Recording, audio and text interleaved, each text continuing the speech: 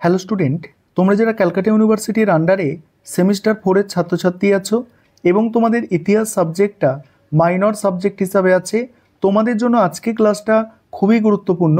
আজকে ক্লাসে তোমাদের 100% কমনযোগ্য লাস্ট মিনিট সাজেশন নিয়ে আলোচনা করব। আর তোমরা যারা ইংলিশ ভার্সনের স্টুডেন্ট আছো তোমরাও আজকের ক্লাসটা দেখো, কারণ তোমরা সাজেশনটা ইংলিশেও পেয়ে যাচ্ছ, অর্থাৎ প্রত্যেকটা প্রশ্ন বাংলায় লেখা থাকছে এবং তার নিচে ইংরাজিতে, যাতে তোমাদের বুঝতে কোনো অসুবিধা না হয়। দেখো, প্রথমেই দেখো তোমরা 10 নম্বর এবং 20 নম্বরের জন্য যে প্রশ্নগুলো তৈরি করবে, যেগুলো মোস্ট ইম্পর্টেন্ট প্রশ্ন, তার পাশে স্টার দিয়ে চিহ্নিত করা আছে। প্রথম প্রশ্ন হচ্ছে মানুষের বিকাশ ও বিবর্তনের সংক্ষিপ্ত ইতিহাস লেখো। দ্বিতীয় প্রশ্ন, নব্যপ্রস্তর যুগের বৈশিষ্ট্য। নব্যপ্রস্তর যুগের বৈশিষ্ট্যগুলি আলোচনা করো। পরের প্রশ্ন, পশ্চিম এশিয়ার আদি লৌহযুগের প্রভাব আলোচনা করো। এবং তোমাদের একদম শেষে আমি এখান থেকে 6টা মোস্ট ইম্পর্টেন্ট প্রশ্ন বাছাই করে দেব। প্রথমে তোমরা সম্পূর্ণ প্রশ্নগুলো দেখে নাও।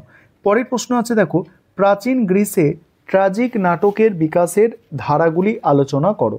তারপরের প্রশ্ন, সাং আমলে রাজনৈতিক ইতিহাস বিশ্লেষণ করো।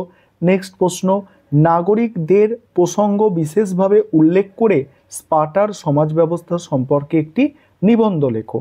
নেক্সট প্রশ্ন দেখো, প্রাচীন গ্রিসের একজন নাট্যকার হিসাবে অ্যারিস্টোফানিসের মূল্যায়ন।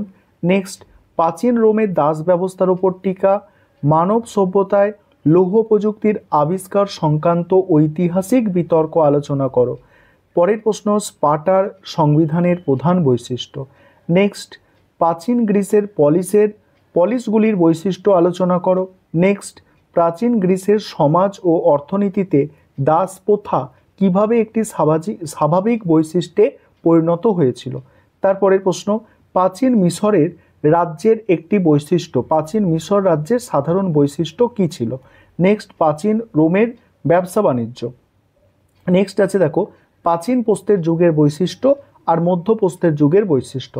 এখানে একটা বিষয় তোমাদের বলি, যে মোস্ট ইম্পর্টেন্ট 6টা প্রশ্ন তোমরা শুনে নাও। দেখো, এখানে এই যে প্রশ্নটা আছে, এই প্রশ্নটা হচ্ছে নব্যপ্রস্তর যুগ, মধ্যপ্রস্তর যুগ আর হচ্ছে প্রাচীন প্রস্তর যুগ। এই 3টে প্রস্তর যুগ করলে তোমরা একটা প্রশ্ন কমন পাবে, এটুকু নিশ্চিত। কি বললাম? 3টে প্রস্তর যুগ যদি করে নাও, একটা প্রশ্ন তোমরা ওখান থেকে কমন পাবে, এটুকু নিশ্চিত।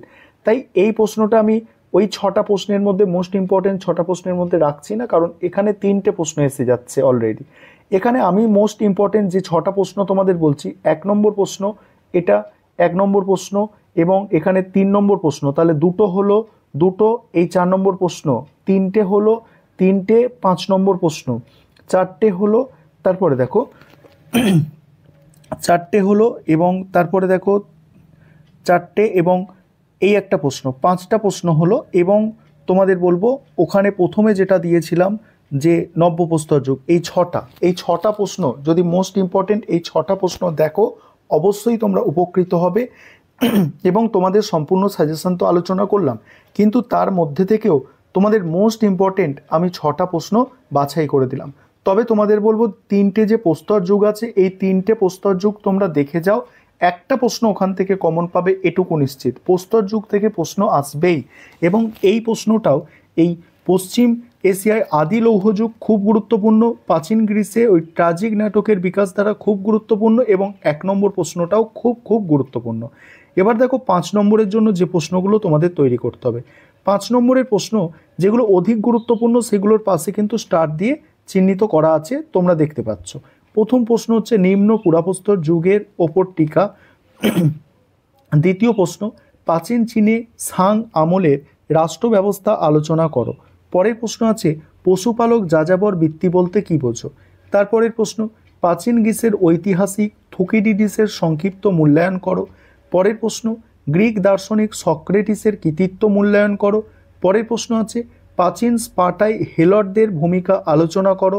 তারপরের প্রশ্ন, স্পার্টাকাসের বিদ্রোহের উপর সংক্ষিপ্ত টিকা লেখো। স্পার্টাকাসের বিদ্রোহের উপর টিকা।